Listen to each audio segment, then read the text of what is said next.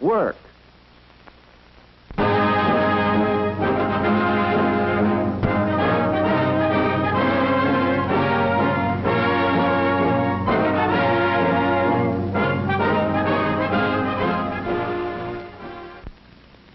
All over the country, wherever people live and wherever they go, they are in danger.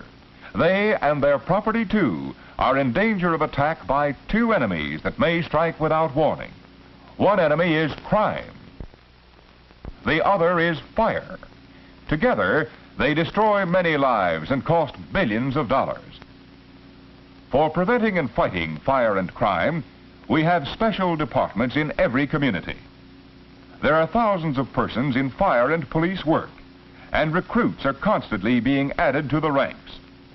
But only those with certain qualifications are accepted. For instance, to become a fireman in most municipal departments, a candidate must first take a civil service examination for physical and mental fitness. Those who pass are placed on an eligible list in the order of their marks. From this list, the fire commissioner selects men for special training under the drill master, who supervises the school for probationary firemen. There is very little bookwork in this school. The emphasis is on learning by doing. First, the candidates must become familiar with the things used in fighting fire. They study the various types of hose couplings and the street hydrants installed in their city. They learn the purpose and proper use of many tools and how to meet special problems such as handling electrical wiring safely. First aid, too, is a very important part of a fireman's training. But it is in the strenuous practice drill that the probationary fireman finds out if he is really suited for the work. In these sessions, the men are put through the same actions that they may experience in a real fire. Getting hoses into a building calls for top speed, yet safety precautions must be observed. Nowadays, the use of pompier ladders at a fire is an unusual occurrence, but the fireman must prepare by practice to meet any emergency. Teamwork is the firefighter's byword. It is essential in nearly everything they do. Teamwork is especially noticeable in handling the life net, which is moved quickly to catch a dummy representing a person leaping from a burning building. Skillful use of the net has saved many lives. Training in the fireman's school is augmented by real experience in fire companies. And whether a probationer is accepted as a permanent fireman depends on his company record as well as his fire school record. But being appointed doesn't mean that training is completed. While waiting for calls, the men have practice drills, including a so-called brain drill, in which they test each other on the location of streets and hydrants.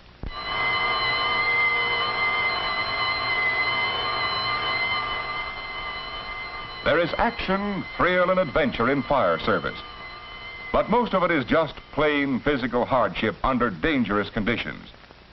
It calls for young men with good health, mental alertness, and a willingness to risk personal injury, even death, in protecting the lives and property of others. Although a fireman's duties are essentially the same no matter where he is employed, the nature of a police officer's work depends on what force he belongs to and his specific assignments. There are numerous types of law enforcement agencies, including village, county, state, and city police. There are also various federal agencies. But comparatively few persons are employed in federal police work. City forces employ the largest number of men. And it is here that all typical major police activities are found. Protective patrolling is one of the major activities. Officers are assigned districts or beats which they patrol on foot or by motor. A patrolman's job is to observe everything, the people, the buildings, and the vehicles. He is on the lookout for possible violations and for conditions which may endanger the safety of people or property. Traffic regulation is another major police activity, calling for the efforts of many officers. But this work includes much more than directing traffic. Some officers are assigned to accident prevention or traffic engineering work. Investigation of traffic conditions to find out where signal lights and other control devices are needed is one phase of this job. Other policemen specialize in accident investigation, entailing countless duties in gathering evidence and disposing of cases. Criminal investigation, another major activity, requires the employment of many detectives or plainclothes men with special skills and knowledge for solving various types of crime. Some detectives concentrate on investigating burglaries, collecting evidence and information to aid in finding and prosecuting the guilty persons. But burglary is just one of many different types of crime. The Detective Bureau of every large police force has other specialists trained to handle such crimes as homicide, forgery, arson, automobile theft, shoplifting, and so on. A vital aid in criminal investigation is the Crime Detection Laboratory, where latest scientific methods for solving crimes are employed. The experts in the lab cooperate with detectives and uniformed police in many ways. Here, a chemist is applying acid to a firearm to reveal the serial number which was defaced by the criminal. Firearm identification experts use comparison microscopes to check bullets recovered from bodies or at scenes of crimes with test bullets fired from confiscated firearms. Microscopic or chemical analysis of seemingly unimportant things such as dust, stains, and fibers often provides the solution to crimes. Fingerprints on file in the Records Division are compared by fingerprint experts with those found at crime scenes. And here, too, is another major activity, utilizing and keeping track of thousands of records on fingerprints, complaints, reports, arrests, warrants, and other essential material. Civilians, as well as officers, are engaged in this work. In some police departments, the records are kept close to the central communication equipment. Thus, necessary information is near at hand when complaints and reports come in, or when messages are sent by teletype, phone, or radio to stations and patrols, or to other law enforcement agencies. The operation and maintenance of communication equipment is one of many phases of police service requiring special training. Guiding children into good citizenship is a primary aim of modern police work.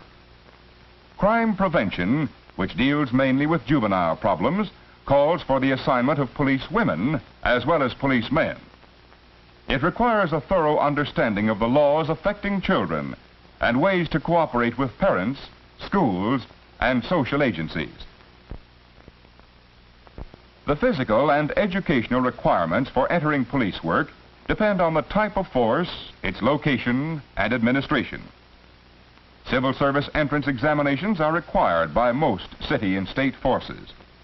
Village and county policemen are usually appointed or elected. The FBI has the highest entrance requirements of all.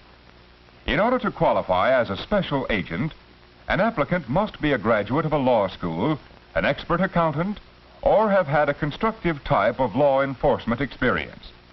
Nevertheless, the FBI has a long waiting list of eligible men ready to take the intensive course of training for which this force is noted.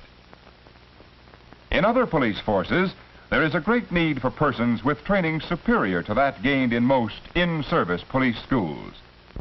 Several universities now offer courses in police science and administration for those who wish to make police service a career.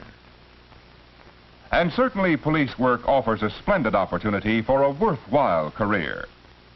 Only through the employment of persons with real aptitude and training can the criminal's toll in life and property be reduced. Crime must be fought just as fire is fought, by those who are suited to and trained for the job. If you are interested in fire or police service, investigate the one you wish to enter.